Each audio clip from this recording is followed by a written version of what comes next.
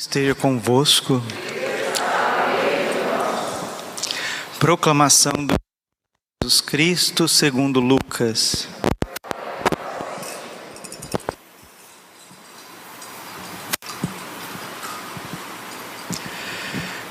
Naquele tempo, porém, os mestres da lei criticavam Jesus. Este homem acolhe os pecadores e faz refeição com eles. Então Jesus contou-lhes esta parábola: se um de vós tem 100 ovelhas e perde uma, não deixa as 99 no deserto e vai atrás daquela que se perdeu até encontrá-la?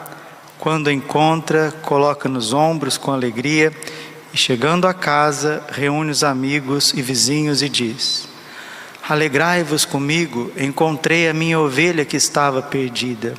Eu vos digo, assim haverá no céu mais alegria por um só pecador que se converte do que por 99 justos que não precisam de conversão. E se uma mulher tem 10 moedas de prata e perde uma, não acende uma lâmpada, varre a casa e procura cuidadosamente até encontrá-la? Quando encontra, reúne as amigas e vizinhas e diz: alegrai-vos comigo, encontrei a moeda que tinha perdido. Por isso eu vos digo, haverá alegria entre os anjos de Deus por um só pecador que se converte. Palavra da salvação. Ave Maria, cheia de graça, o Senhor é convosco.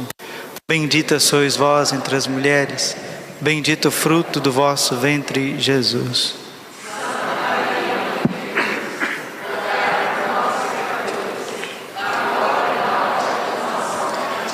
Vinde, Espírito Santo, vinde por meio da poderosa intercessão do Imaculado Coração de Maria, vossa amadíssima esposa. Podemos sentar um pouquinho. Jesus manso e humilde de coração.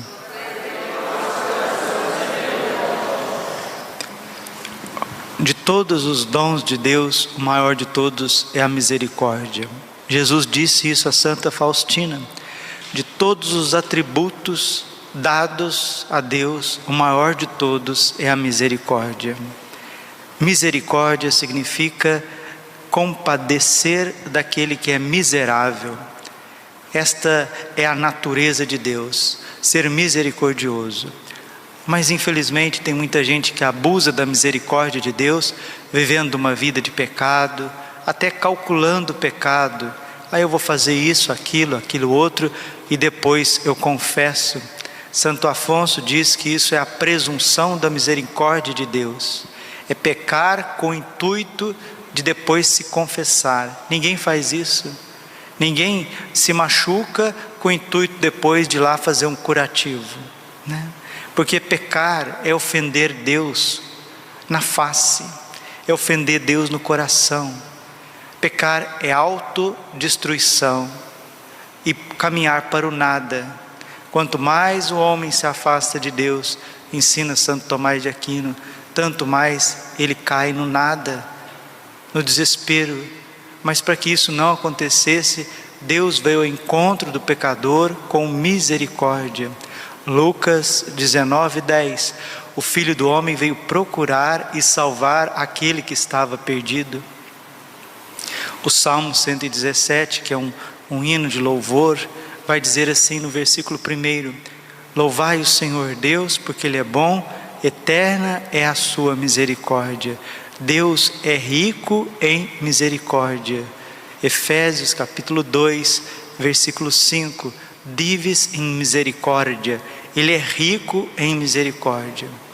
É a misericórdia de Deus que nos incentiva. É a misericórdia de Deus que nos tira do buraco, do charco, da miséria. É a misericórdia de Deus que nos levanta. É a misericórdia de Deus que abre as portas aonde já não tinha mais. É a misericórdia de Deus que vai lá na ferida mais dolorida e te dá um outro ponto de vista a respeito de si mesmo. Quantas vezes nós nos torturamos, quantas vezes nós somos pesados para nós mesmos, quantas vezes nós estamos dispostos a desistir de nós. Tem momentos da vida que os piores torturadores não são os demônios, somos nós mesmos. os nossos pensamentos, os nossos sentimentos, os nossos remorsos. E não é difícil de encontrar pessoas dentro da igreja, pessoas dentro do clero, pessoas que vivem do sagrado, vivem servindo a Deus à frente de pastorais, de movimentos, de comunidades, pessoas que são consagrados a Deus com uma vida religiosa, uma vida celibatária, uma vida sacerdotal, mas a pessoa vive carregada de complexos ou então carregada de laxismos. É muito fácil a gente encontrar cristãos católicos laxos, cristãos, desculpe assim, com a rédea solta, né? Não é difícil, mas também entre os mais zelosos, entre aqueles mais fervorosos, a gente acha muito escrúpulo, né? São inúmeros escrúpulos entre as pessoas que querem ser santas, complexos de culpa, autocondenação. Tudo isso denota tanto aqueles que vivem uma vida relaxada, como aqueles que vivem uma vida extremamente rigorosa, cobrando de si mesmo. Denota uma coisa, queridos irmãos e irmãs, não fizeram ainda uma experiência profunda com o Espírito Santo. Ainda não fizeram uma experiência profunda com a misericórdia. Estão buscando, sim, estão buscando do seu jeito, mas estão buscando. Lembrando que Deus sempre, Ele recompensa o esforço da busca. Mateus capítulo 7, versículo 7. Buscai e achareis. Não tem pecador nesse mundo que Deus não quer converter. Não tem pecador nesse mundo, por mais empedernido que seja, que Deus não quer chegar lá com a sua misericórdia, com a sua ótica diferente. Ainda bem que Deus não é como cada um de nós. Isaías 55, os meus pensamentos não são como os vossos pensamentos. Assim como o céu está distante da terra, assim, ó casa de Israel, está os meus pensamentos dos vossos pensamentos. Ufa, graças a Deus, ufa, 1000 vezes, glória a Deus, porque Deus não é igual você. Deus não é igual eu. Deus não é igual a turma que está aí na praça. Deus é completamente diferente dos nossos raciocínios, das nossas matemáticas, das nossas réguas, dos nossos microscópios, das nossas lupas. Bendito seja Deus, porque Ele não é como os homens. Os homens, ora eles são misericordiosos, ora não são. Os homens, quando as coisas estão bem para o lado deles, eles estão rindo, estão alegres, estão felizes. Mas os seres humanos, quando veem a miséria do próximo, são os primeiros a rotular, são os primeiros a vingar, são os primeiros a ignorar. Quando está tudo muito bem, quando as coisas estão ótimas, é tapinha nas costas, são louvores e adulações por todos os lados. Quero ver a hora que você pecar, a hora que acontecer alguma coisa na tua vida, como diz o ditado, né? A hora que você dá um tropeção, acontecer algo assim público, escandaloso até com uma pessoa, com um cristão, ali eu quero ver quem que vai te olhar com misericórdia, como Jesus fez com Madalena. Mulher, alguém te condenou? Não, Senhor, eu também não te condeno. Vai e não tornes a pecar. É isso que o Evangelho está dizendo para nós. Porque a turma de frente, né? Os beatão, as beatonas, está pegando o pé de Jesus. Porque Ele tratava os pecadores com misericórdia. Ele sentava com os pecadores. Ele queria resgatar os pecadores. Mas os instrumentos da hipocrisia, o farisaísmo, né? O legalismo é muito grande, e isso acompanha o gênero humano. Isso não é um fenômeno apenas religioso, católico. Isso acompanha o gênero humano em qualquer lugar. Hoje nós celebramos São Carlos Borromeu. São Carlos Borromeu, ele nasceu na Itália, né? Ele nasceu em 1538, em pleno bojo da Revolução Protestante.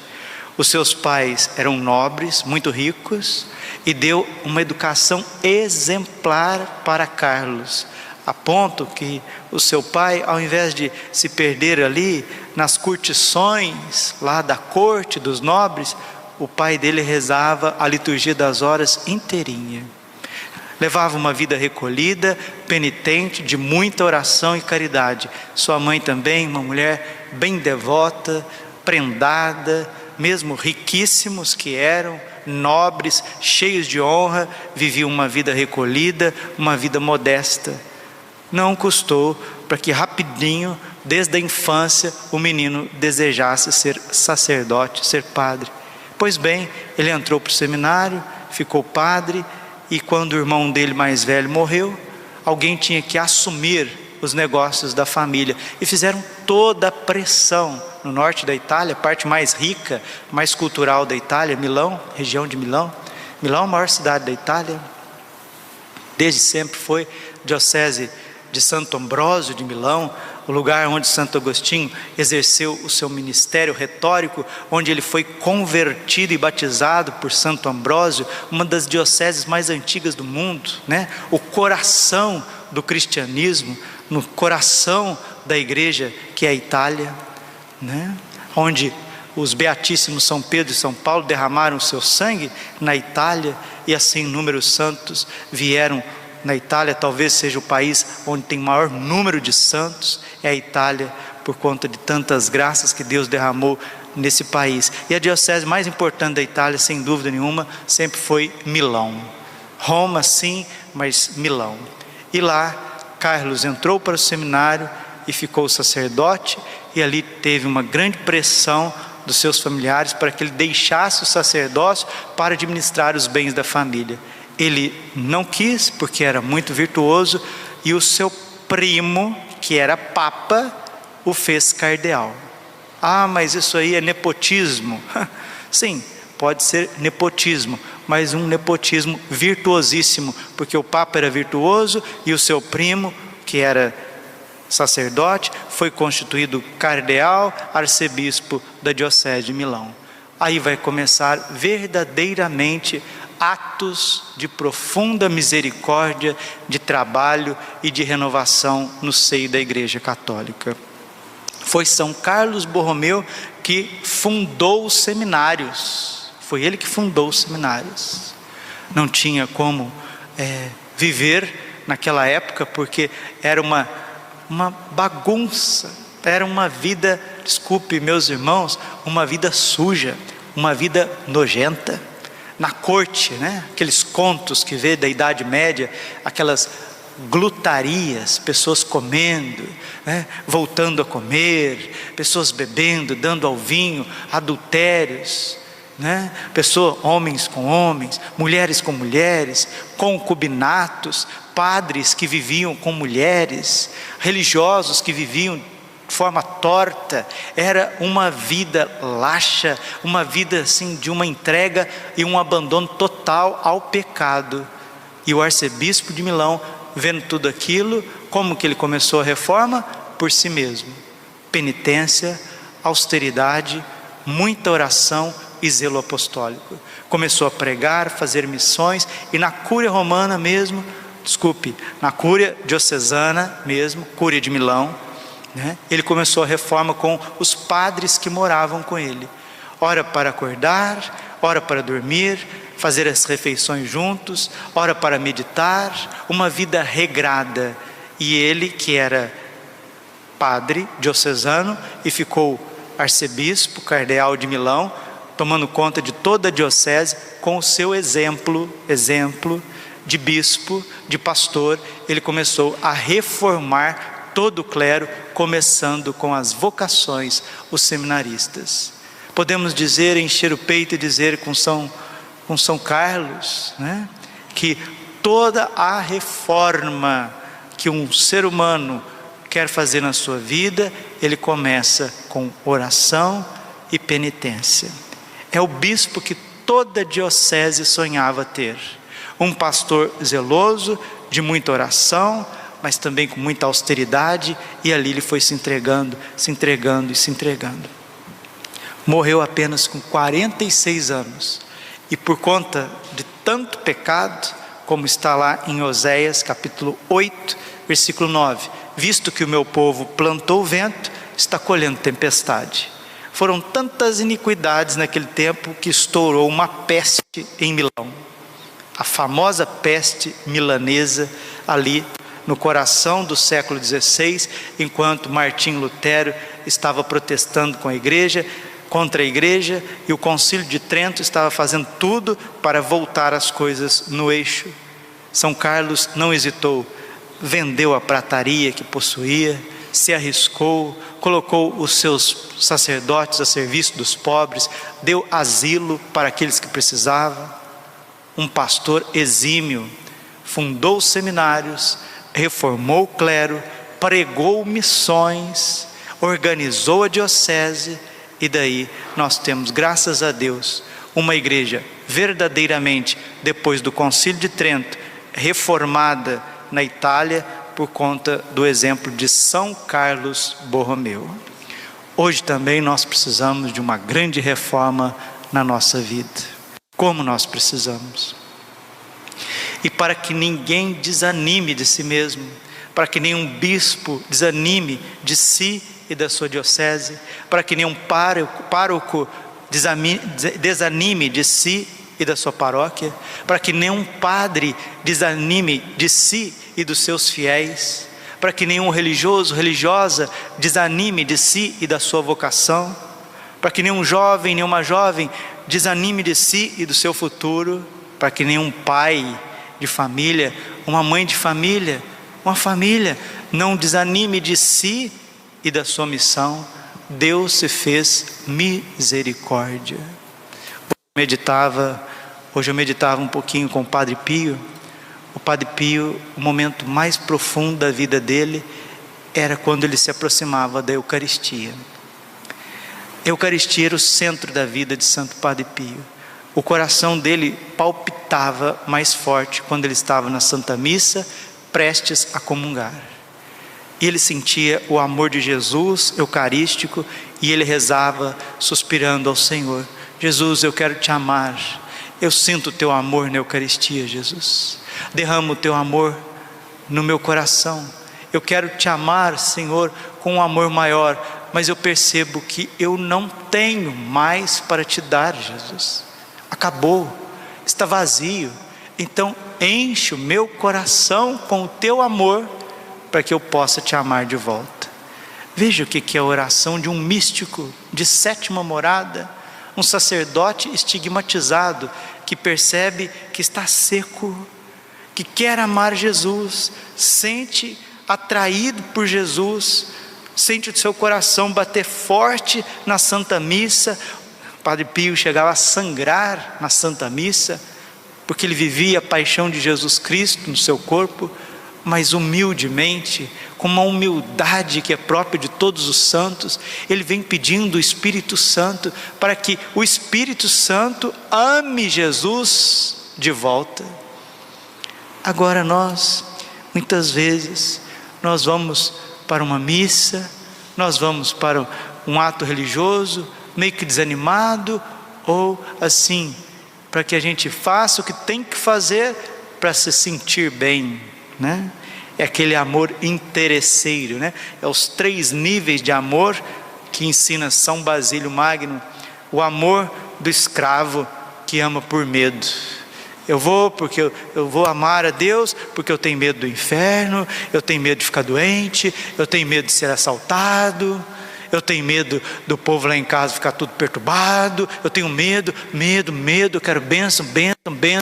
É um amor sempre através do medo, é uma imperfeição. E depois São Basílio Magno fala do amor mercenário, aquele que quer amar a Deus, mas porque ele quer uma graça, ele quer um emprego, ele quer uma faculdade, ele quer um casamento, ele quer um filho, ele quer uma reforma, quer coisas lícitas, mas sempre ele está querendo, é um mercenário. Ama Deus por conta dos seus interesses. O escravo ama a Deus, mas ama por causa dos medos e dos temores. Agora o amor esponsal é o amor dos santos, é o amor apaixonado que tomou conta de um homem nobre chamado São Carlos Borromeu e o consumiu em apenas 46 anos. Deixou um clero santificado, mostrou o caminho da santidade e fez a diferença na sua vida. Independente das tuas cruzes, independente das tuas lutas, independente das tuas quedas, independente dos milhões de julgamentos que levantam contra a tua vida, o Senhor, Ele está te olhando com misericórdia. Você é aquela ovelha perdida que Ele quer trazer de volta. Padre, e quem são os 99 justos que não precisam de conversão? Os santos anjos. Os anjos são esta multidão de adoradores, de servos humildes, obedientes, relâmpago, que não precisam de conversão. Mas essa ovelha sou eu. Essa ovelha é a senhora. Agora a pergunta: quem se vê como essa ovelha? Quem tem humildade de deixar o Senhor envolver a tua vida, tocar nas tuas feridas, para reformar o teu pensar, o teu agir, o teu querer? Quem é este? Aonde está? Diz Santa Teresinha, né? Com seu gênio, ela escreve a sua irmã Inês, que era também sua formadora. Ela pergunta: aonde está este humilde que o Salmo fica procurando? Aonde está essa alma que permite que Deus a ame, que Deus a levante, que Deus a sustente? Onde está essa alma? Onde está? Temos máscaras demais, e agora ainda colocamos mais máscaras ainda, né? Já temos muitas máscaras de nascença, de criação, de educação, e agora mais máscaras ainda. Por isso que o Espírito Santo não penetra, por isso que você não é elevado, por isso que fica sempre a mesma, desculpe, a mesma carroça. Não, eu não quero ser essa carroça, Senhor Jesus, eu não posso ser essa carroça. Pelo contrário, nós temos que ser uma arca de amor. Nós temos que ser um sacrário vivo, Jesus, onde o teu corpo e o teu sangue é entronizado no trono do nosso coração, e o Espírito Santo arde em nós para nos consumir de amor pela igreja e pelos irmãos. Esta foi a vida de São Carlos Borromeu, o bispo que toda diocese queria ter. Glória ao Pai, ao Filho e ao Espírito Santo, como era no princípio, agora e sempre.